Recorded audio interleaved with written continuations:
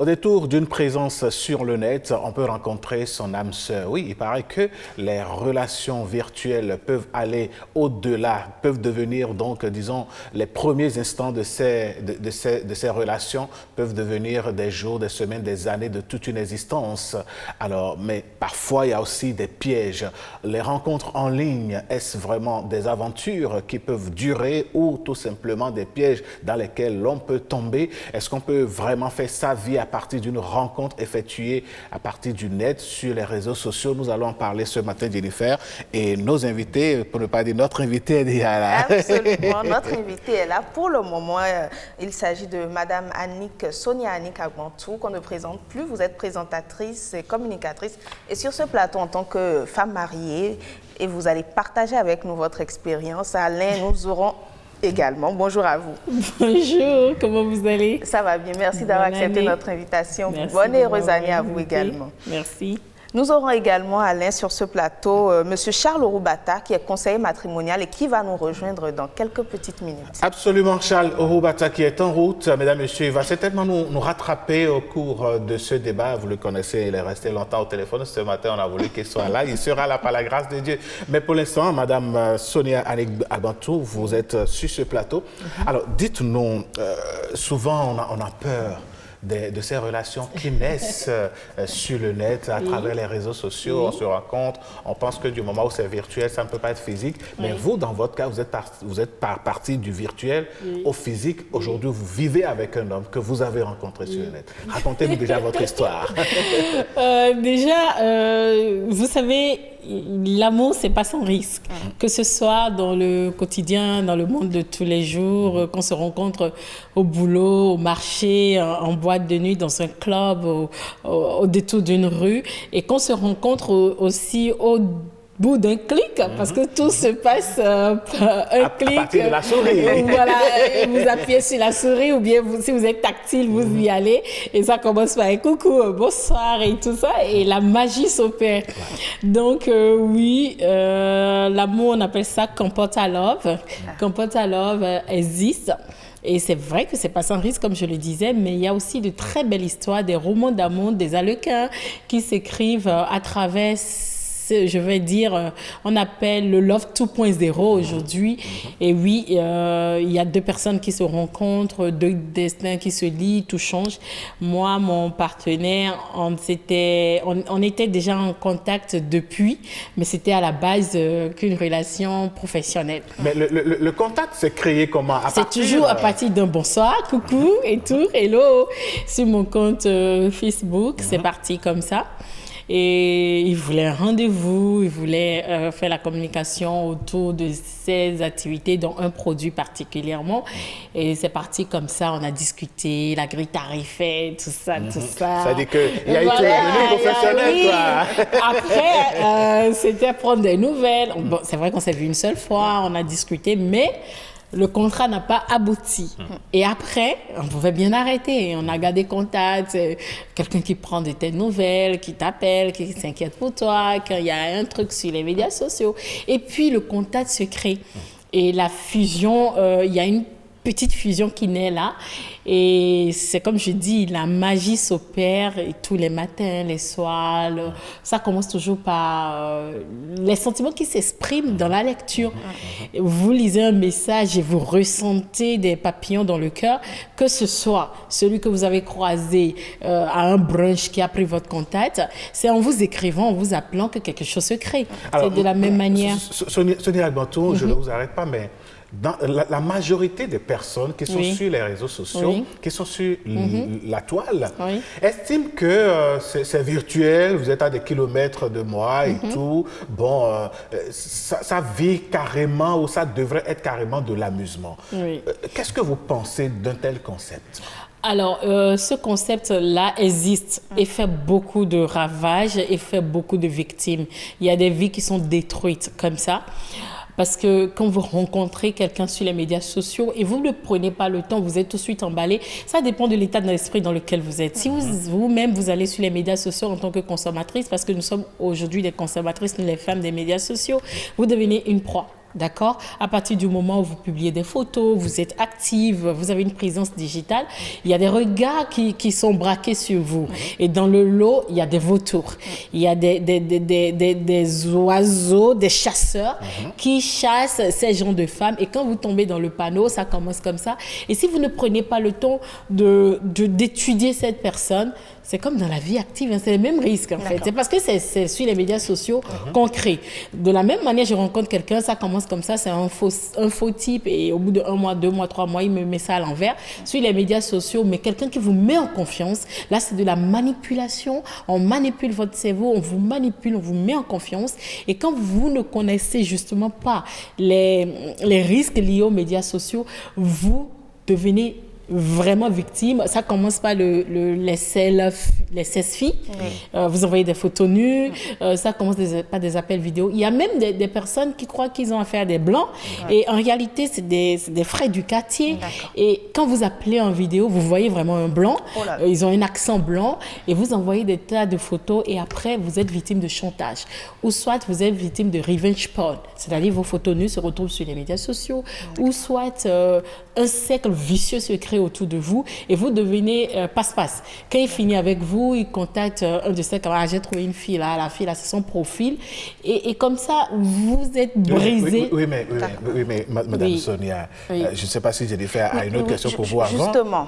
Justement, quand on vous suit, on a l'impression qu'il y a autant de bons côtés que de mauvais. Mais est-ce qu'on peut dire que dans votre cas, il s'agit d'un coup de chance ou est-ce que vous avez pris le temps d'étudier quelle durée vous avez fait pour que nos sœurs qui suivent cette émission, nos frères aussi, ne tombent pas dans ces pièges-là, dans ces vices? Vous savez, je dis toujours que suivre l'exemple de quelqu'un d'autre peut vous emmener dans un trou. Mais ça fait rêver. Peut vous porter au-dessus les pyramides. C'est comme si je vois mon cher confrère marié et j'ai envie de me marier tout de suite. Le premier qui vient, je pense déjà au mariage. Je lui parle mariage. Il va me miroiter le mariage. J'irai au mariage parce que de plus en plus des hommes votent des budgets pour le mariage. Hein. C'est pas parce qu'ils vous aiment. Vous êtes juste un challenge. Ils votent un budget pour vous doter et vous tombez dedans et après, il fait de vous ce qu'il veut. C'est pas un coup de chance. L'amour, c'est pas une question de coup de chance, c'est aller comme ça. On a pris le temps de se connaître. Je suis allée le rejoindre. Bon, il n'est pas souvent ici. Je suis allée le rejoindre en Allemagne. Il est rentré. On a commencé comme ça. On a eu notre petite lune de miel. On a pris le temps de... C'était virtuel. Après, c'était présentiel.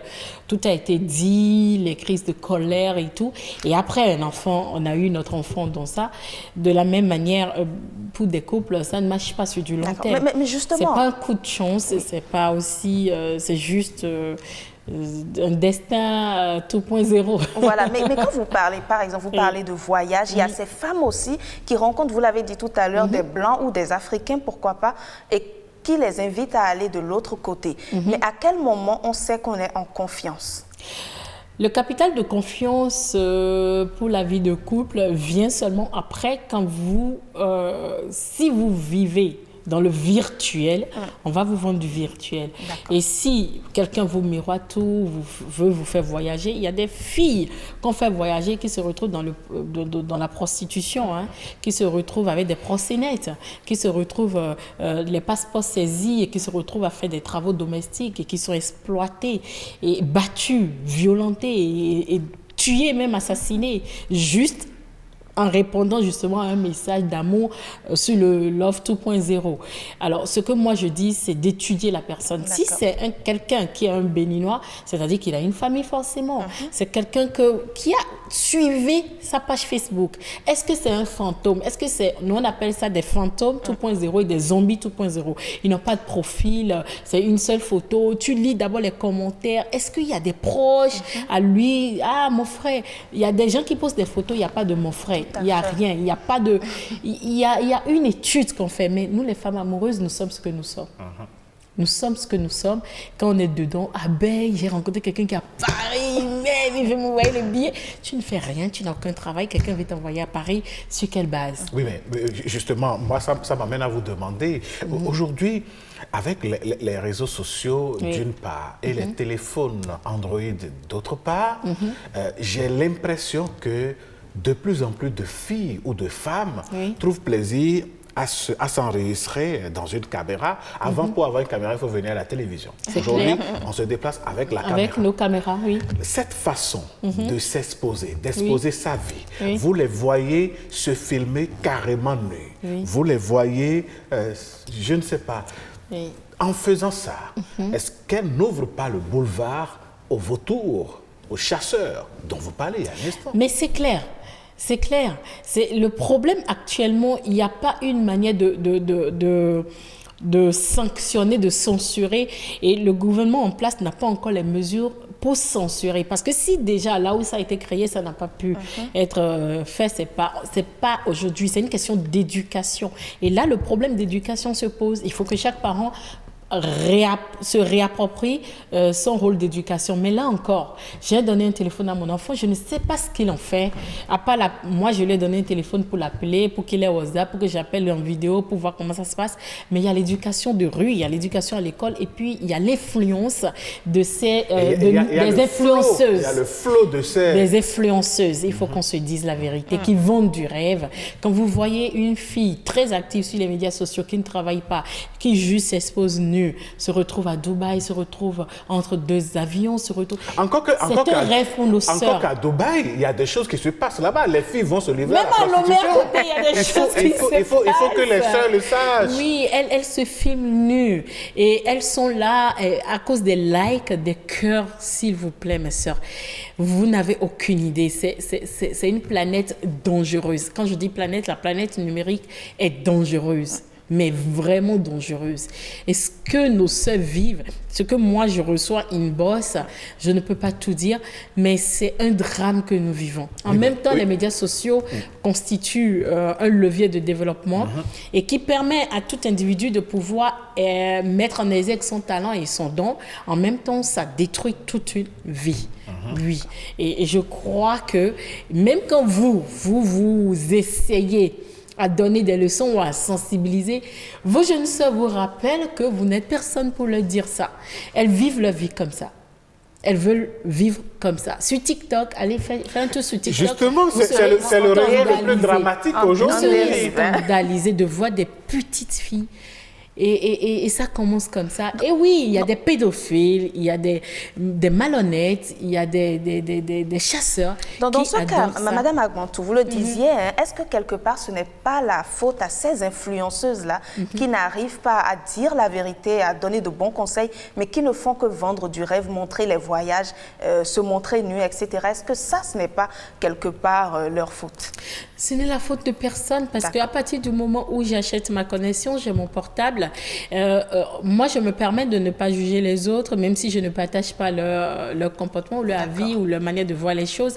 Mais on a tous nos portables et chacun fait Elles se vendent. Et les influenceuses, contrairement à ce qu'on croit, quand on dit influenceuse, ce n'est pas le terme qu'on utilise aujourd'hui. Selon Google, l'influenceur ou l'influenceuse, c'est celui qui a une communauté très dense, qui a une présence digitale et qui monétise sa communauté et qui vend sa communauté. Des influenceuses qui, la plupart, voyagent et tout. Dans le lot, il y en a que des agences de compagnie prennent et payent des billets pour qu'elles puissent voyager dans leur avion. Il y en a que des hôtels contactent et tout frais payé, c'est le luxe.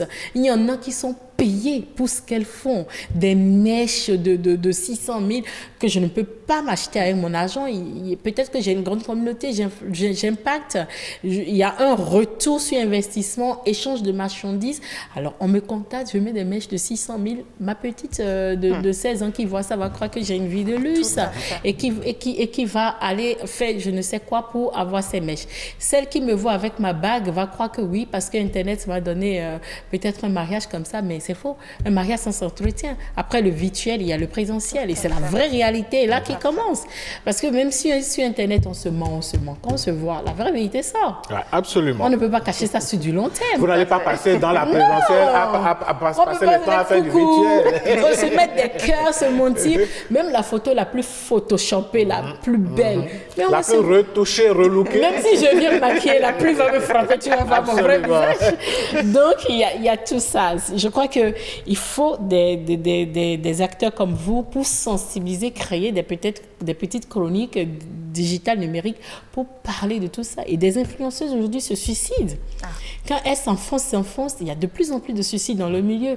Il y a des dépressions, il y a des filles qui font des crises de folie parce que c'est pas sans conséquence. À partir du moment où vous vous affichez, déjà pour une personnalité publique comme vous, c'est pas facile. Imaginez pour quelqu'un qui n'a pas la maîtrise de ce qu'elle a en main. C'est une bombe. C'est une bombe. Et qui en fait mauvais usage parce qu'elle cherche le petit blanc pour avoir les papiers. Et de plus en plus, quand on voit les couples métis, les couples miss, les couples aussi, la fille qui raconte qu'elle est partie de rien. Ah ben oui, tout le monde veut avoir son petit blanc. Encore qu'on ne peut jamais partir de rien. Encore qu'on ne peut jamais il faut partir de quelque chose. Le plus long de chemin fait, il faut un pas. Donc, absolument, on part toujours de quelque chose. Il y a quand même beaucoup d'exemples. Il y a Ariel Even qui m'a contacté pour cette émission, qui a rencontré aussi son amour au détour de Bon, c'est vrai qu'on va pas parler d'Ariel sur le plateau. Elle m'a autorisé à le faire. D'accord. Et qui s'est mariée légalement à son enfant. C'est vrai que les réseaux sociaux peuvent aider à partir et à bâtir une vie réelle où l'on peut être heureux. Sauf que j'estime qu'il faut faire très attention. Ah ben, hyper attention. Ce n'est pas parce qu'on se retrouve dans une caméra, dans une vidéo, vous voyez des gens qui ne font que s'insulter. Il y a tel qui a fait ci, il y a tel qui a fait ça. Mais au finish, quand vous allez grandir et quand vous aurez, je ne sais pas, 30 ans, 40 ans, quand on fait le point par rapport à votre passé, qui voudra vraiment faire une vie avec vous? Et c'est là qu'il faut donc, que je pense qu'il faut que nos sœurs comprennent que tout ce que vous voyez à la télé, non, je ne dirais même pas à la télé. La télé, tout ce qui est virtuel est virtuel. Voilà. Non, à la télé, c'est sérieux. Mais tout ce que vous voyez sur les réseaux sociaux... Alors, qu'est-ce qui prouve que vous êtes sérieux? Non, mais attendez, je suis tellement sérieux que je vous ai invité sur cette émission. Sur ce plateau, nous sommes sérieux. Il y a quelqu'un qui est en train de crocher sur vous, là. Bon, de toutes les qui façons... va se dire, bon Dieu, c'est le Non, en crochant, il faut oublier toutes ces histoires-là. Moi, je pense que ce n'est pas parce que vous êtes sur les réseaux sociaux que la vie se limite à ça. Vous devez, dans la réalité, vous dire, si dans 10 ans, si dans 20 ans, je retrouve telle personne, est-ce que je vais la retrouver dans la même condition? C'est là où nous parlons de pièges, c'est là où nous parlons d'aventure. Oui, sur 100 personnes, sur 100 aventures, seulement certainement 2 que nous connaissons ont abouti à un mariage, une famille, des enfants et tout. Mais vous, qu'en sera-t-il de vous? Et donc, je pense qu'il faut qu'on donne des conseils à nos sœurs et à nos frères aussi. Vous voyez des gens qui vendent du rêve aux gens et puis... heureusement que la police républicaine s'est mise à leur trousse. Oui, on a eu ce scandale récemment. Oui. Je pense qu'il faut qu'on fasse attention. Justement, est-ce qu'il n'y a pas le piège de la désillusion? J'ai bien envie de l'appeler comme ça. Vous rencontrez cette personne, que ce soit un homme ou une femme, qui vous plaît beaucoup et qui est toute une autre personne virtuellement. Mais lorsque vous allez au contact de la personne, c'est carrément une autre personne, que ce soit au niveau comportemental ou au niveau physique. Dans ce cas, comment faut-il réagir? Est-ce qu'il faut l'accepter et rester? Non, le virtuel, comme le disait tout à l'heure mon cher confrère, c'est un monde de mensonges. On sait que ce qu'on a envie de servir et c'est des niches. Il faut que je précise ça. Tous ceux qui sont sur les médias sociaux ne sont pas sur les médias sociaux que pour impacter négativement ou influencer négativement. Il y a des lifestyles. Les lifestyles, c'est les influenceuses dont je parle qui montrent leur vie. Il y a des coachs, il y a des motivateurs, il y a des coachs en entrepreneuriat, il y a des coachs en love, il y a des influenceurs politiques, il y a des influenceurs économiques qui parlent que des économies, il y a des influenceurs touristiques qui parlent que du tourisme. Il y en a tellement, il y a des catégories, il y a des niches. Il faut savoir qui suivre et vers qui aller et sur quoi cliquer. Et vous-même déjà, puisqu'aujourd'hui, à part notre carte d'identité, notre passeport, notre acte de naissance, il nous faut aussi une identité digitale numérique. Alors, c'est créer sa e-réputation qui est très importante. Et quand vous faussez la base de votre e-réputation, ça vous rattrape après. Parce que les archives sont là. Google archive tout. Même quand vous décidez aujourd'hui de supprimer votre compte Facebook et on tape votre nom sur Google, il y a une traçabilité.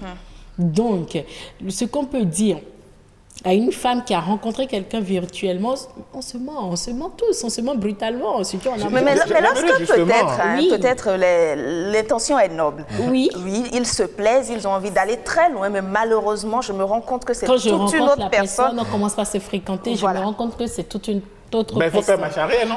Non, attendez, Oui. c'est deux cas. Dans le cas où la relation virtuelle a déjà pris 50% de votre relation, c'est-à-dire vous êtes allé déjà trop loin. Vous vous appelez, vous faites des selfies, vous faites l'amour par téléphone, tout est déjà fait, tout est Ça déjà existe? bloqué. Oui, vous D'accord. faites des selfies, vous envoyez des photos. Le gars, il a toute une base de données sur vous. Et vous êtes déjà engagé. Le simple fait de lui dire, il dit je veux te marier, tu dis oui, je suis prête et tout ça, tu t'es déjà engagé. Tu as déjà donné ta parole. Alors quand vous vous rencontrez et la relation continue normalement, on est déçu dans un premier temps parce que là maintenant, tu rencontres, il y a les défauts, il y a tout ce qu'on remarque. Et dans la vie, quand on ne sait pas où on va, il faut savoir d'où on vient. Et quand tu fais l'introspection et tu projettes ta relation avec la personne, c'est valable pour la vie de tous les jours. Est-ce que je me vois avec cette personne? Est-ce qu'il peut être le père de mes enfants? Est-ce qu'il peut donner une bonne éducation? Est-ce que c'est quelqu'un qui peut me tirer vers le haut? Mais si tu vas rencontrer quelqu'un qui va te tirer vers le bas et tu ne le sens plus, ben, tu quittes la relation en douceur. Moi, je voudrais... Maintenant, sur Internet, encore on fait du ghosting. Le justement. ghosting, c'est du jour au lendemain. Ça s'arrête Le là. gars, il te bloque, il te verrouille de partout. Tu envoies un message, il ne répond pas. Et puis tu es comme ça, tu es Mais calé. Madame Sonia Agbanto, moi je voudrais appuyer quelque chose que vous avez dit tout à l'heure. Il faut que les téléspectateurs, nos jeunes amis, hommes et femmes, sachent que une vidéo que vous publiez sur votre compte, votre réseau social, que vous pensez avoir supprimé, vous avez beau supprimer ça de votre téléphone. Dans 10 ans, ces mêmes images restent parce que ceux qui hébergent ces images, Google en l'occurrence, ont des serveurs que vous ne pouvez pas imaginer, qui enregistrent tout, qui enregistrent absolument tout. Alors, votre vie d'aujourd'hui, où vous faites la star sur les réseaux sociaux, quand vous allez décider demain de vous prendre au sérieux et de refaire réellement votre vie en se disant, bon, maintenant, je vais être une personne très sérieuse, quelqu'un va sortir justement. Voilà, quelqu'un va ramener ça pour dire, ben, écoutez, c'est comme ce qui se passe actuellement chez nos parents, les Ivoiriens, où quelqu'un veut devenir sérieux et on lui rappelle que, mais attention, il y a quelques années, il y a telle chose. Donc, je voudrais rappeler à nos amis qu'il faut faire vraiment attention. Si les télévisions conservent des archives, ce n'est pas les réseaux sociaux qui ne vont pas en conserver. Tout ce que vous publiez est enregistré. Un jour ou l'autre, ça va sortir. Donc, autant publier de bonnes choses, bâtir donc votre bonne réputation, e-reputation comme on l'a dit ici, pour pouvoir être une bonne personne demain. Et c'est simple.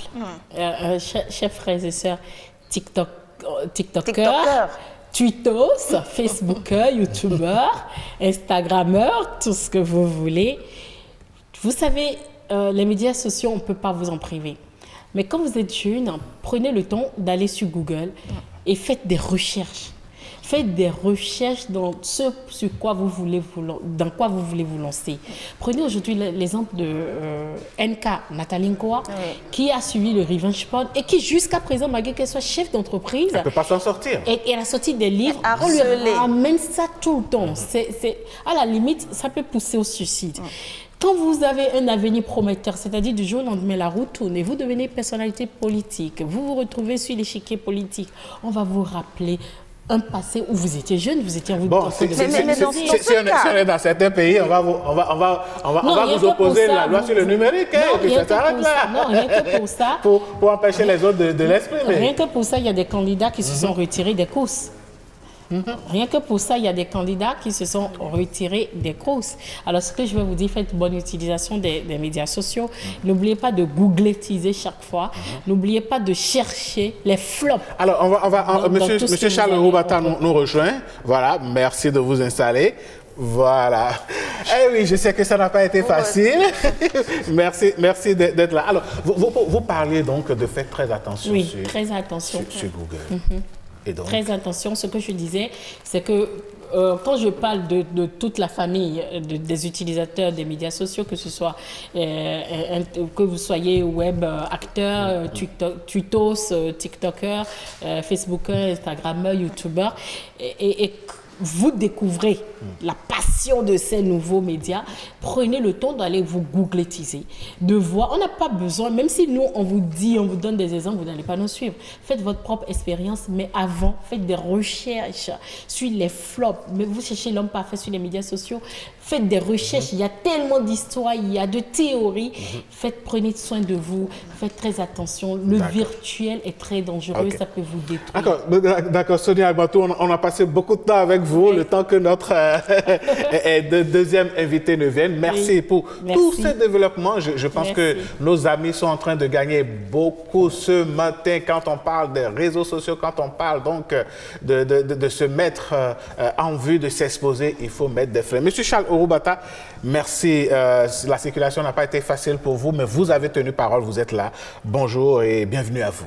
Merci, bonjour à vous et bonjour à toute l'équipe, bonjour aux téléspectateurs, heureuse année à tout un chacun de vous. Vœux réciproques. Alors, Monsieur Orubata, nous parlons des relations amoureuses virtuelles, des relations amoureuses qui naissent à partir des médias sociaux, comme on les appelle aujourd'hui.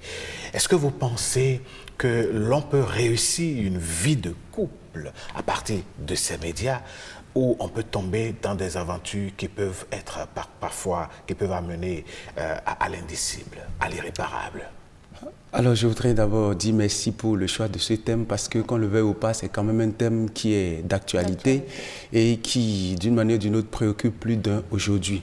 Et je crois que, parlant des médias sociaux comme mode de rencontre, comme mode de construction d'une vie de foyer, je crois que c'est quand même quelque chose d'assez touchant. Et aujourd'hui, qu'on le veuille ou pas, sous d'autres cieux, c'est ce qui est en cours. Parce que ce n'est pas comme en Afrique ou dans certains milieux où c'est plus facile de croiser des gens, des rencontres telles que ça se passe ici, ça ne se passe pas ainsi sous d'autres cieux. Et vous voyez aujourd'hui l'évolution qu'a connue les médias au point où on peut acheter et vendre en ligne. Ça a également infesté les relations humaines de telle sorte qu'aujourd'hui, ces médias sociaux sont également des canaux par lesquels on peut facilement faire des rencontres. C'est vrai que tout à l'heure, vous avez voulu savoir si on peut vraiment s'en servir pour réussir. Bien sûr que oui. Bien sûr que oui, parce que qu'on le veuille ou pas, c'est tout pas d'abord des sites de rencontres, tels que nous avons aussi des milieux de rencontres ici. Tantôt, ça peut être des places publiques, ça peut être des églises, des mosquées et autres. C'est vrai que dans les mosquées, il n'y a pas facilement brassage entre hommes et femmes dans le même cadre. Mais qu'on le veuille ou pas, c'est quand même des cadres de rencontres. Et dans ces cadres de rencontres-là, on ne dira pas que tout est mauvais, parce que qu'on le veuille ou pas, il y a quand même de bonnes choses qui s'y font. Voyez-vous? Et même en termes de relations, c'est juste que tant que ce cadre est là, parfois on vit dans une sorte de fantasme, chacun se fait une idée de ce que l'autre peut être, et puis bon, qu'on le veuille ou pas, c'est vrai que ça a l'avantage de permettre aux uns et aux autres de prendre le temps qu'il faut pour vraiment d'abord définir ce qu'il veut avant d'aller sur ce marché-là, parce que c'est un marché aussi. Donc avant d'aller sur ce marché de rencontre, chercher le type d'homme ou le type de femme qui lui conviendrait. Voyez-vous? Et maintenant, c'est après maintenant, au fur et à mesure que les relations sont en train de se solidifier, au fur et à mesure que le contact virtuel, parce que c'est toujours virtuel, grandit, qu'on arrive vraiment à essayer de projeter peut-être une première rencontre et à l'issue, si c'est bon, si ça aboutit sur quelque chose de bien, on évolue vers quelque chose d'un peu plus sérieux. Justement, parlant de sérieux, Monsieur Orubata, il y a beaucoup de drames qui sont survenus parce que X a rencontré Y sur les réseaux sociaux et maintenant, dans la vie réelle, s'est rendu compte que X n'était pas réellement ce qu'il était. Et après, n'ayant pas été préparé mentalement, a succombé. Comment est-ce qu'on peut éviter ces drames-là? Bon, je dirais que c'est pas d'abord lié au fait que c'est pas un réseau social que la rencontre a eu lieu. Cela est lié d'abord au caractère de la relation initiale qui a été bâtie, à la communication autour de la rencontre et puis aussi des objectifs que l'un et l'autre visaient.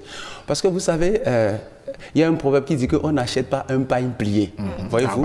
Donc, il faut vraiment le déballer pour voir un peu de quoi cela retourne. Donc, du coup, une rencontre virtuelle qui a abouti sur une relation sérieuse, si déjà ça a été sérieux, même si ça n'a duré que 3 mois, c'est déjà quand même quelque chose de bien. Mais c'est juste que l'un ou l'autre n'a pas pris vraiment le temps peut-être de fouiller un peu plus pour savoir si véritablement ce que l'autre dit est réel. Parce qu'avant de rentrer dans les choses sérieuses, il faut vraiment faire ses propres investigations. Et même dans nos rencontres de tous les jours, ça se passe. Voyez-vous, vous ne pouvez pas voir une personne debout et penser qu'elle peut faire l'homme de vos rêves. Il peut être peut-être bon, ou elle peut être bonne sous un aspect, et peut-être l'aspect sur lequel foncièrement vous attendez d'être satisfait, vous n'avez pas peut-être su bien l'exprimer, de telle sorte que une fois la vie ensemble commencée, chemin faisant, vous vous rendez compte que je ne suis pas satisfait. Vous n'êtes pas satisfait, pas parce qu'il est mauvais en soi, mais parce que vous-même, vous n'avez peut-être pas su définir vos critères. Donc, du coup, le réseau social n'est pas d'abord le problème, mais c'est vous-même qui n'avez pas vraiment su vous asseoir avec vous-même. Mais l'autre aspect, M. Roubata, c'est, nous l'avons évoqué tout à l'heure, les vautours, on les a appelés les vautours, ces personnes mal intentionnées qui se cachent derrière de très bons profils, mais qui visent autre chose qu'une relation sérieuse, par exemple. Comment on peut arriver à les détecter? Bon, c'est vrai qu'il ne faut pas tout de suite accorder du crédit à ce que l'autre vous dit. Vous voyez, parfois, vous allez voir des gens, c'est des hommes, et puis ils postent une photo de femme. Ou bien peut-être, ils se donnent un pseudo qui est un pseudo de femme, de telle sorte que tout ce qu'il vous dit vous charme. Ça se passe même dans nos relations de tous les jours. Donc, du coup, si vous ne commencez pas à accorder crédit à ça, il vous sera très vite fait de vous retrouver berné. Voyez-vous, c'est un peu ça. Maintenant, les prédateurs, il y en a partout, même dans les relations de tous les jours. Par exemple, pour faire une transaction, il y a toujours ça. Ça ne manque nulle part. Cela, d'abord, est lié à la personne que vous avez comme, je vais dire, partenaire, enfin, s'il faut dire partenaire de couple, bien partenaire, je ne sais pas. Partenaire virtuel. Partenaire virtuel. Donc, cela est d'abord lié au partenaire virtuel. Comme parfois, même dans les relations d'affaires, vous pouvez voir quelqu'un, il sait très bien que c'est du faux qu'il vous vend, mais il va l'emballer correctement. Donc, c'est d'abord une question d'emballage. C'est ce qu'il vous présente. Maintenant, ces prédateurs, il faut vraiment prendre le temps. Lorsque la rencontre a eu lieu sur le virtuel, et maintenant, vous êtes sur le point de vraiment vous engager pour quelque chose de sérieux, je crois que là encore, il faut prendre du temps. Si vous avez peut-être pris, je ne sais pas, je parle comme ça, 6 mois pour vous rencontrer en ligne. Si vous souhaitez vraiment aller aux choses sérieuses, je crois qu'il faut prendre un peu plus de 6 mois. D'accord. Vous voyez, pour vraiment prendre le temps de fouiller. Parce que c'est déjà bien que d'avoir sympathisé. C'est encore mieux si on peut se connaître un peu plus avant d'aller aux choses sérieuses. Parce que la vie à deux, c'est quand même pas un chemin où on se sait. Monsieur Roubata, on reste avec vous. Il y a le phénomène TikTok aujourd'hui, où les gens ont découvert qu'ils peuvent publier des centaines de milliers, de millions de vidéos. Et nous voyons nos frères et sœurs exposer leur vie, s'exposer comme si cela était normal. Et à la fin, cette exposition appelle justement les prédateurs et c'est elles ou eux qui finissent dans le mauvais chemin. Comment peut-on arriver à le faire entendre raison? Moi, je n'ai pas bien compris la question. Est-ce que c'est les prédateurs qu'il faut faire comprendre raison ou bien c'est ceux qui s'exposent? Oui.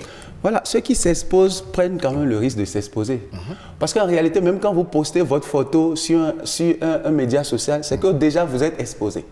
À partir de juste votre photo, quelqu'un peut l'utiliser contre vous, vous fait chanter et autres. Maintenant, quand c'est votre vidéo, c'est tout ce que cela entraîne comme arrière-plan. Je dis parfois aussi, vous voyez les serpents, ils vivent très longtemps parce qu'ils se cachent. Donc parfois on peut poster autre chose en lieu et place de sa vie privée ou de sa vie intime. On peut être sur un réseau social et rester quand même discret. Donc quand les gens pensent que, bon voilà, quand je mange un bol de riz, il faut que je le mette sur TikTok. Quand j'ai un anniversaire, il faut que je le mette sur TikTok. Quand j'ai envie vraiment de défendre une idée, il faut que je mette ça sur TikTok. Mais écoutez, celui qui vous cherche, vous ne pouvez jamais imaginer où il se cache et est en train de vous chercher.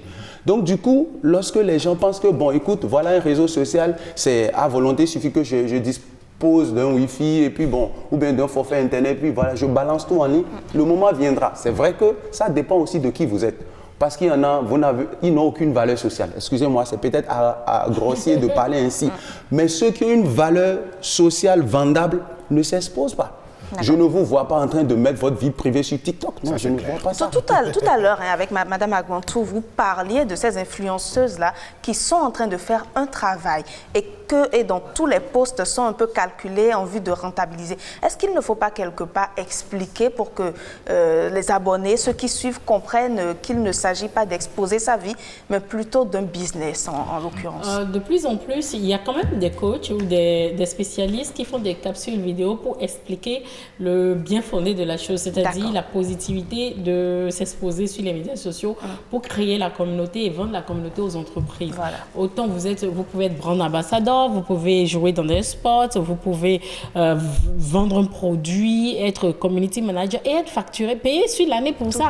Il y a des gens qui rentabilisent jusqu'à 1 million par truc là, par activité professionnelle. C'est vrai qu'il faut de plus en plus des capsules vidéo pour leur expliquer. Mais il y a aussi les stratégies qui vont avec.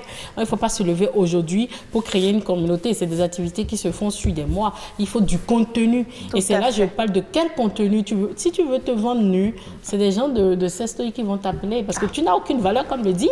Tu vends quoi? Ton corps? Personne n'achète un corps nu, à moins les artistes qui vont te payer pour que tu twerk dans les vidéos. Et ça, je ne pense pas que toi aussi tu peux être fier de ça. Mais tu peux créer ta communauté, trouver la niche. Et la niche dont je parlais tout à l'heure, c'est le domaine dans lequel tu veux aller. C'est quand on n'a pas de domaine qu'on va dans tous les sens et au finish, personne ne vous appelle. Mais c'est tout un cours. D'accord. Pour devenir influenceur, c'est tout un merci cours. à Viviane Lassan qui est venue rapidement régler un petit souci par ici. Eh oui, c'est comme ça que ça se passe à la télé. Monsieur Rouata, vous l'avez remarqué, donc on est free par ici. Donc voilà. Oui, justement. Donc, c'est un peu ça. Tout est là. C'est un travail qui se fait. Et pour devenir influenceur aujourd'hui, dans d'autres pays, il y a des masterclass qui se font. Il y a des masterclass, il y a des formations, il y a des conférences. Et comme on sait que... Oui, mais attendez, cette histoire d'influenceur, moi je suis contre parce que... Non, vous ne pouvez pas être contre. Même Google n'est pas contre ça. Je vais vous expliquer. Non, ça c'est Google. Moi je ne suis pas Google. Quand vous êtes une femme, par exemple, vous avez laissé votre grand-mère qui a de l'expérience, des années d'expérience. Non, vous allez dans Vous un avez autre votre sens. mère qui a des années d'expérience. Vous avez des gens autour de vous qui ont des expériences. Et vous allez vous abonner à une influenceuse ou bien un influenceur qui n'a aucune expérience et qui par derrière gagne de l'argent parce que vous venez exposer votre vie. Vous vous exposez pour rien, monsieur Oroubata. C'est ce que moi je pense de la situation. Non, ça ne se passe. Si vous prenez ça dans ce sens-là, vous ne parlez pas des influenceurs, vous catégorisez, vous parlez des coachs et des motivateurs ou je ne sais pas, des donneurs. Voilà. Donc, la catégorie dans laquelle moi je suis, par exemple. Et ce n'est pas, vous savez, soit on a le truc, soit on ne l'a pas. Vous êtes journaliste, c'est votre don, vous l'avez. Il y a des gens qui ont ce don-là d'être empathe, de prendre la douleur des autres, d'écouter. Tout le monde n'a pas l'oreille pour écouter, d'avoir des mots quand il le faut et d'impacter, de toucher. Ça, c'est ceux qui ont la chance, comme vous le dites, mais ceux qui n'en ont pas. Attendez, à moins que vous soyez borné à un point de prendre au pied de la lettre un conseil, même dans la vie de tous les jours. Vous me donnez un conseil, soit je le prends à 100%, soit je le prends à 20%, je prends ce qui m'intéresse dedans, soit je laisse tout. Des fois, on conseille des personnes qui ne prennent pas en compte notre conseil. C'est pareil sur les médias sociaux. Tout à fait. Et de plus en plus, il y a cette vague de coachs, de motivateurs, comme des pasteurs aussi, puisque c'est un peu ça. Mais il y a des dérives qu'on enregistre, mais dans le même temps, il y a des gens qui guérissent, qui sauvent des vies, qui sauvent de la déprime, qui aident des gens à se reconstruire, des gens qui ont des bagages émotionnels, des gens qui ne savent même pas de quoi ils souffrent, des gens qui se retrouvent bien à travers ces gens-là. C'est des pilules de motivation. Monsieur Oroubata, vous êtes justement conseiller matrimonial, c'est votre secteur. Sur les réseaux sociaux, comme le disait Mme Agbantou, il y a des témoignages de personnes qui ont pu se relever de certaines douleurs émotionnelles, mais au même moment, il y a ces personnes-là qui sombrent. Comment arriver à détecter le bon gré de livret, je vais dire? Mais justement, ça dépend de qui vous suivez et qui vous influence. Donc c'est en ça que je suis en train de me rallier un peu à ce qu'elle est en train de dire. C'est juste que quand vous avez la chose, vous avez vraiment besoin qu'on vous travaille ça ou qu'on vous aide à travailler ça. Parce qu'on peut avoir de la compétence et mal vendre sa compétence, ou bien on peut avoir de la compétence et ne même pas connaître le marché sur lequel le vendre, et sur la vente du moins. Donc du coup, c'est de vraiment aussi prendre le temps de se renseigner sur les gens. Vous voyez? Monsieur Oroubata, est-ce qu'on a le temps de se renseigner? Par exemple, vous avez peut-être un diplôme, vous avez été formé, le coach ou le motivateur a un diplôme, a été formé, mais au même moment, j'ai mon téléphone, je suis libre d'ouvrir ma page Facebook, de lire quelques livres et de commencer à poster, mais avec le temps, je n'ai pas l'expérience et au lieu de donner de bons conseils, j'emmène plutôt les gens à la dérive. Est-ce que sur les réseaux sociaux, sur les médias sociaux, on arrive quand même à être sécurisé? Bon, je pense que sur ce plan, je ne veux pas dire un oui ou un non, mais je crois que normalement, il doit y avoir une police de ces réseaux sociaux-là qui doivent être en mesure de vraiment réglementer ça. Mais ce qui est plus important, c'est d'abord la personne qui va sur ce marché-là. Parce que lorsque si vous allez sur le marché, c'est un risque. Vous allez dans un marché, vous pouvez vous attendre à tout. À être braqué, à être volé, à rencontrer une bonne personne ou bien à acheter même des produits périmés. Acheter des produits périmés bien emballés. Oui, bien emballés. Donc, du coup, c'est vraiment se renseigner. Voilà pourquoi, tout à l'heure, quand il disait, alors qu'il a sa grand-mère, c'est autre époque, autre mœurs. Malheureusement. Donc, oui. Même les grands-mères aujourd'hui suivent des coachs. On évolue avec notre temps et avec les instruments de notre temps. Oui. Donc, du coup, on est obligé pas de croiser les bras pensant que bon, on va s'en sortir. Il faut vraiment. Et c'est pour ça même parfois, on dit qu'il faut toujours avoir des mentors. Des mentors. Et aujourd'hui, ce n'est pas tous ceux qui arrivent à rassembler du monde qui sont systématiquement des mentors. C'est comme elle le dit, il faut voir qu'est-ce que vous cherchez chez la personne, dans tout ce qu'elle dit, qu'est-ce qui vous apporte une plus-value, qu'est-ce qui vous permet d'arranger votre condition. Dans les relations de couple, il est un secret de Polichinelle que de dire qu'il arrive des moments de crise. Une relation, un couple né à partir des réseaux sociaux et qui, dans son évolution, connaît une crise. Si les deux acteurs n'arrivent pas à gérer, est-ce qu'il n'y a pas le risque d'entendre dire « vous êtes vus virtuellement, réglez vos problèmes » Virtuellement aussi.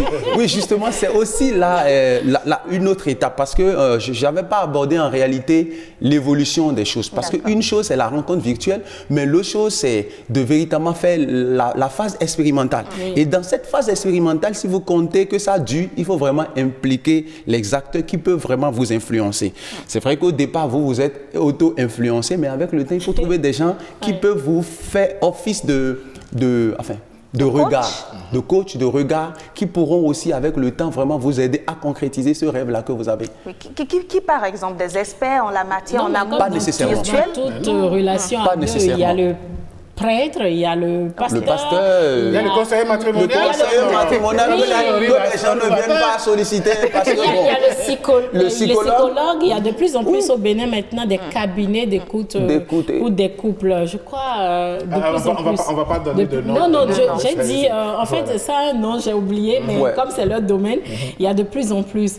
Ou soit vous vous enfermez ensemble et mais je pense que vous communiquez, vous crevez la scène. Non, ça ne marche pas toujours parce que il arrive que dans l'histoire d'un couple, on ait besoin d'une autre personne. Forcément. Il n'y a rien à faire. Parce que le mur de la communication est brisé, il faut un médiateur. Donc, dans ces conditions, on est déjà obligé dès le départ de commencer par anticiper sur ça. Parce que qu'on le veuille ou pas, ça arrive toujours. Même dans les relations qui se sont bâties sur des rencontres physiques, ça finit toujours par arriver. Ça finit toujours par arriver. Et donc, dans ces conditions-là, il faut déjà commencer par en parler. Parce que déjà, même dans la recherche, c'est tout pas aussi de la recherche. Parce que déjà, dans la recherche, il peut arriver que vous soyez en train de voir la relation sous un certain angle, alors que peut-être une autre personne a eu cette expérience-là et qui a abouti à une issue vraiment pas très bonne. Vous voyez? Donc, quand vous pensez que, bon, voilà, je viens de faire ma rencontre, j'entretiens ma rencontre, je gère ma rencontre, c'est ma chose, ouais. Ça finira peut-être pas te filer entre les doigts ou ça finira pas marcher, mais pas sur de bonnes bases. Oui. Eh bien, voilà, je pense qu'on aura fait un peu le tour. Malheureusement, on n'aura pas eu le temps de vraiment beaucoup discuter avec M. Charles Oroubata. Le temps nous faisant défaut. On va faire un dernier tour de table. Commençons par Sonia Annick Agbantou, si vous avez des conseils à donner à ceux qui sont sur les réseaux sociaux et qui pensent pouvoir bâtir leur vie de couple à partir de là, qu'est-ce que vous leur conseilleriez? Ne restez pas dans une case. L'amour se trouve partout. Partout, même sur la planète 2.0, l'amour se trouve. La rupture aussi se trouve sur 2.0. Et quand vous rencontrez quelqu'un qui vous inspire confiance, quelqu'un que vous devez prendre le temps d'analyser la personne. Et je disais, le profil de la personne. prenez votre temps, rien ne presse. Et quand vous prenez votre temps, vous rencontrez la personne, ne vous fiez pas à l'apparence, allez au-delà, creuser, parce que c'est quelqu'un avec qui vous allez passer le reste de votre vie. Et quand vous prenez un mauvais départ, ça va mal finir. Vous allez mettre ça sur le dos des médias sociaux. Oh, c'est faux. Connaissez vous-même votre personne, allez vers cette personne, discutez, sondez cette personne, énervez, créez des situations de colère pour voir comment cette personne pourrait réagir, traversez des situations difficiles et voyez comment cette personne pourrait vous soutenir. Et si vous avez une vie spirituelle, sondez aussi cette personne spirituellement pour voir si c'est la bonne personne. Encore qu'il n'y a jamais de bonne personne, on fait avec, on se complète et on essaye de créer une vie de couple qui n'existe pas parfaitement, merci beaucoup. On réussit plus ou moins. Merci Madame Sonia Agbantou pour tout cet exposé sur tous ces conseils. Monsieur Oloubata, si vous devriez donner des conseils à ceux qui nous ont suivis. Bon, si je dois vous parler, je crois que il n'est jamais tard pour bien faire, il n'est jamais tard pour faire une rencontre. Et les rencontres se font partout. Maintenant, pour ce que vous voulez faire, parce que ce n'est pas tous ceux qui cherchent de rencontres qui veulent nécessairement aller au mariage ou à une vie de famille. Ça dépend de ce que vous cherchez. Je dirais toujours, les médias sociaux sont comme un marché. Vous y allez avec ce que vous avez en poche et ce que vous avez envie d'acheter. Peut-être vous pouvez aller juste vous promener pour rentrer chez vous. Ça fait aussi partie d'une expérience de vie. Maintenant, quand vous avez l'intention d'aller un peu plus en profondeur, je crois qu'il faut commencer par vous faire vraiment aider. Et en ce sens, il y a beaucoup de structures qui peuvent vraiment faire le travail, beaucoup de leaders religieux aussi qui peuvent aider aussi en ce sens-là. Mais la particularité, c'est d'abord vous. Ce n'est pas aller rencontrer quelqu'un, c'est vous s'asseoir. Parce que c'est là le problème de beaucoup de gens. Les gens ne s'asseyent pas. Ils ne s'asseyent pas avec eux-mêmes. Il faut s'asseoir. Qu'est-ce qui me ferait plaisir? Qu'est-ce qui constitue mes manques? Et qu'une rencontre extérieure viendra combler. Tant que ce n'est pas réglé, vous allez vous rencontrer les milliers d'hommes, même les plus fortunés, parce que pour d'autres, la meilleure personne, c'est la personne fortunée, mais vous sombrerez toujours. D'accord. Parce que parfois, même sous clim, on transpire. Absolument. Merci beaucoup. Mais comme le dirait l'autre, même si on transpire sous clim, il fait toujours beau vivre au volant d'une BM qu'au guidon d'un vélo. Allez, mesdames, messieurs, on aura donc fait un tout petit peu le tour. Mais rassurez-vous, il y a une chose que vous devez savoir. Comme l'a dit notre conseiller matrimonial ce matin, prenez le temps de discuter avec vous-même. Sachez ce que vous voulez. Avant de poser là, vos pieds vous emmènent, avant de poser les pieds là où vous allez. Ce qui est sûr, nous n'avons pas la prétention d'avoir donné des conseils. Chacun prend ce qu'il peut et la vie continue.